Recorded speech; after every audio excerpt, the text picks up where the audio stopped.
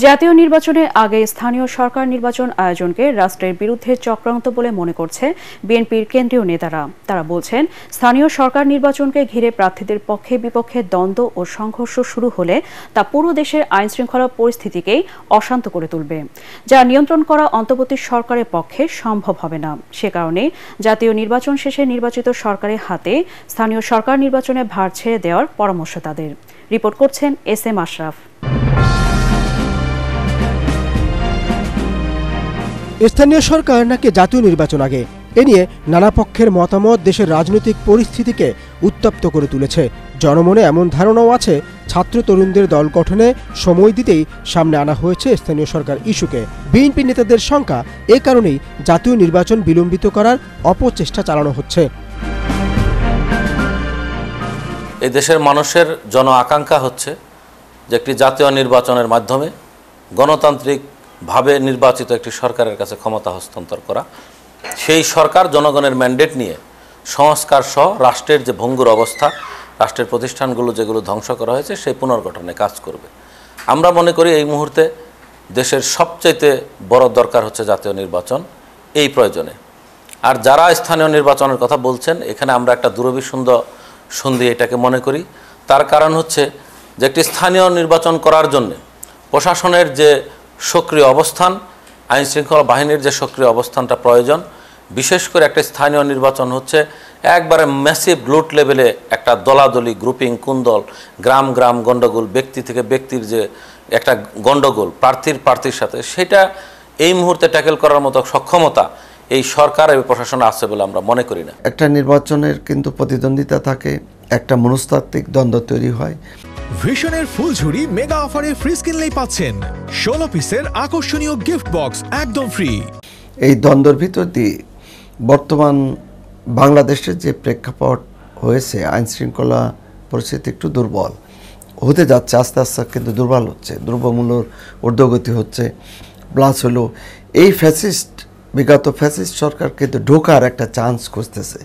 তো আমার মনে হয় যে তৃণমূল এই পর্যায়ে যদি আমরা নির্বাচন দিই এই মুহূর্তে, তাহলে যে কোনো সময় এই ফ্যাসিস্টরা আমাদের এই দ্বন্দ্বকে পুঁজি করে ফাঁক দিয়ে ভিতরে ঢুকে যেয়ে একটা অস্থিতিশীল পরিস্থিতি দেশে সৃষ্টি করতে পারে। আমরা এই আশঙ্কা থেকেই কিন্তু স্থানীয় নির্বাচনটা আগে যাচ্ছে না। বৈষম্য বিরোধী ছাত্র আন্দোলন ও জাতীয় নাগরিক কমিটির কেউ কেউ দেরিতে নির্বাচন চায়। তবে বিএনপির নেতারা বলছেন, যত দেরি হবে তত মানুষের মধ্যে আস্থার সংকট তৈরি হবে। নির্বাচন আগে পরের বিষয়ে আমাদের ভারপ্রাপ্ত চেয়ারম্যান জনাব তারেক রহমান কিন্তু বরাবরই বলেছে যে আমরা এই সরকারকে নির্বাচন করার জন্য সর্বদা সহযোগিতা করব।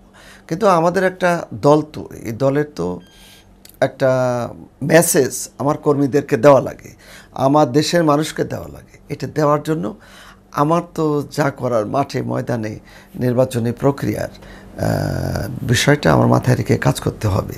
তো সেক্ষেত্রে বিভিন্ন নেতারা হয়তোবা বিভিন্ন সময় বিভিন্ন বক্তব্য দিচ্ছে। ব্যক্তিগতভাবে যে কোনো নেতা যে কোনো বক্তব্য দিতে পারেন, তবে আমরা যেটা ফলো করি, আমি যেটা মনে করি যে আমাদের দলের পক্ষ থেকে যে সিদ্ধান্ত আমরা বারবার বলেছি, আমাদের মাননীয় চেয়ারম্যান এবং আমাদের মাননীয় মহাসচিব বারবার যে বিষয়টা বলেছেন যে ন্যূনতম সংস্কারের মাধ্যমে যত দ্রুত সম্ভব একটি সাধারণ নির্বাচনের আয়োজন করা।